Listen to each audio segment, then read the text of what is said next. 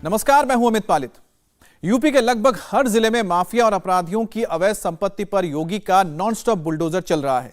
इस बीच बुलडोजर चलने वाले ऑफिसर्स को सीएम योगी ने सख्त निर्देश दिए हैं। योगी ने निर्देश दिए हैं कि किसी भी गरीब की झोपड़ी और दुकान पर बुलडोजर नहीं चलना चाहिए। सिर्फ उन्हीं लोगों पर बुलडोजर चलेगा जो पेशे पर माफिया हैं और अपराधी हैं। गरीबों और व्यापारियों की संपत्ति पर कब्जा करने वालों पर कार्रवाई होगी, लेकिन किसी भी बेगुनाह या फिर आम नागरिक या फिर गरीब के घर के ऊपर बुलडोजर नहीं चलेगा। यह साफ निर्देश है योगी आदित्यनाथ की। हम पे बात करने के लिए जुड़ गए हैं संवाददाता विशाल प्रताप सिंह। विशाल, ये जो पॉइंट बताया गया है कि जो अधिकारी हैं कि जो माफिया है, अपराधी है, उनके ऊपर ही कार्रवाई होगी, लेकिन किसी भी निर्दोष व्यक्ति या फिर गरीब व्यक्ति के ऊपर बुलडोजर नहीं चलेगा, उसके संपत्ति पर बुलडोजर नहीं चलेगा। क्या कोई शिकायत आई थी जिसके बाद यह फैसला हुआ है? देखिए, इस बार शिकायत नहीं आई है, लेकिन इससे पहले मुख्यमंत्री योगी आदित्यनाथ ने अपनी तरफ से ये फैसला लिया है और अधिकारियों को सख्त निर्देश दिए हैं कि किसी भी हाल में किसी भी गरीब का उत्पीड़न नहीं होना चाहिए, किसी गरीब की दुकान पर बुलडोजर नहीं चलना चाहिए, किसी की गरीब की झोपड़ी पर बुलडोजर नहीं चलना चाहिए।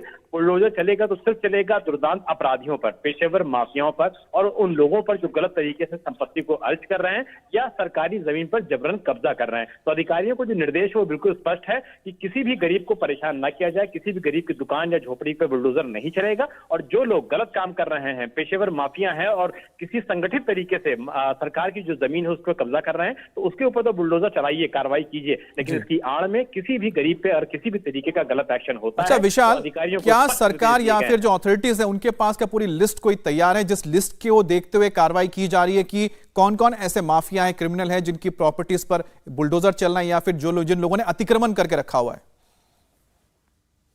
देखिए अमित, कभी भी अगर इस तरीके की कार्रवाई होती है, चाहे नगर निगम हो, लखनऊ विकास प्राधिकरण हो या किसी भी जिले का प्राधिकरण हो, सबके पास एक लिस्ट होती है कि किन किन माफियाओं पर, किन किन ऐसे लोगों पर या किन किन भू माफियाओं पर आपको बुलडोजर चलाना है या सरकार की कार्रवाई करनी है। इसी की आड़ में अगर कोई अधिकारी इसका दुरुपयोग करना चाहे, गरीबों का उत्पीड़न करना चाहे, उनसे उगाही करना चाहे, ये मैसेज दरअसल उन अधिकारियों के लिए है कि गलतफहमी का शिकार किसी भी अधिकारी को नहीं होना होगा। और कोई भी अगर इस तरीके की कार्रवाई करने के बारे में सोचता है, उसके लिए ये हिदायत है कि बुलडोजर सिर्फ एक्शन लेगा उन लोगों के ऊपर जो दरअसल इसके हकदार हैं, जो माफिया हैं, और गरीब की दुकान पर और गरीब के झोपड़े पर बिल्कुल विशाल नहीं चलेगा। एक बहुत अच्छी पहल है सीएम योगी आदित्यनाथ की ओर से कि उन्होंने निर्देश दे दिया है कि आप काम तो कीजिए, बुलडोजर चलाइए, लेकिन अपने दायरे में रहिए, क्योंकि आपके पास दायरा दिया हुआ है कि किन के खिलाफ कार्रवाई करनी है। उन लोगों के खिलाफ कार्रवाई बिल्कुल नहीं करनी है जिनका कोई लेना देना नहीं है, ना ही क्रिमिनल किसी रिकॉर्ड से या फिर किसी भी माफिया वाली गतिविधि से।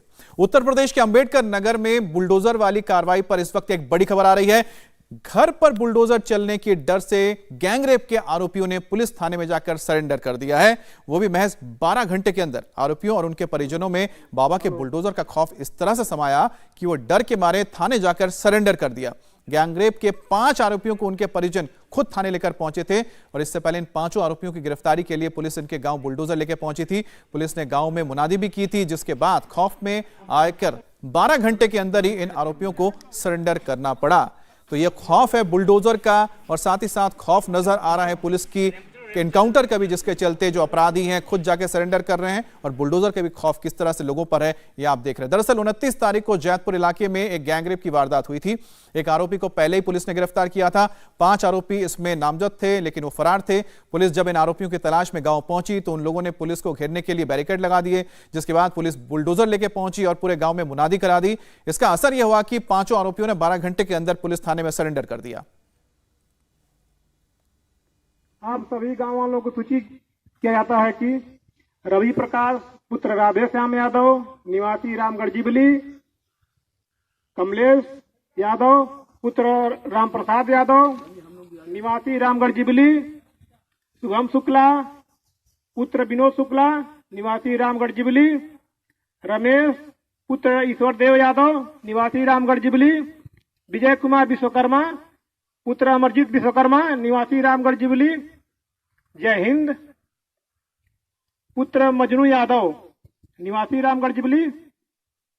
ये अपराधी हैं जिन्होंने जघन्य अपराध कारित किया है।